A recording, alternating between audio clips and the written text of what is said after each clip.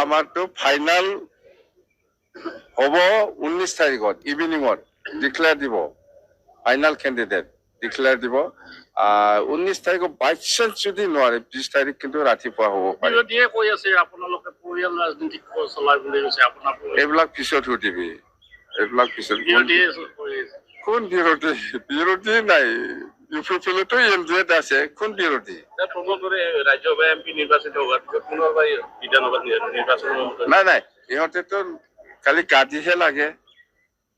খোৱা সময়তো আমি বড়ো জাতিৰ কাৰণে এনেকুৱা কৰিম এনেকুৱা কাম কৰিম বুলি কয় কিন্তু ক'ত কৰিছে প্ৰমোদ বড়োই এতিয়া ৰাজ্যসভা এমপি হৈ গ'ল আৰু নিজে MCLA হৈ আছে এতিয়া আৰু MLA লাগে তাক কিমান লাগে সব গাদী থাকে লাগে কাকো চিনি নাপায় প্ৰমোদ বড়ো আপুনি ধৰি লওক মই 19 তাৰিখ বুলি কৈ আছো কিন্তু 20 তাৰিখত মই কৰিম ফাইনাল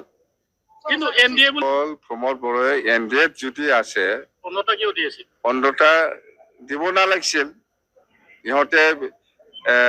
এনডিএ বুলি হাইকমাণ্ডটো এনডিএৰ কিবাটো নেতৃত্বতে বিজেপিৰ লগত আলোচনা কৰি ইহঁতে চিট ল'ব লাগিছিল আমিতো আজিও মই নকম বিপিএফে ইমানটা চিট পাইছে বুলি আজিৰ দিনতো মই ক'ব নোৱাৰিম জানে ইমানটা চিট পাব বুলি মই আজিৰ দিনতো ক'ব নোৱাৰিম মুঠতে 20 তাৰিখত আপোনালোকে ফাইনাল কেণ্ডিডেটৰ নাম আৰু চিটটো পাই যাব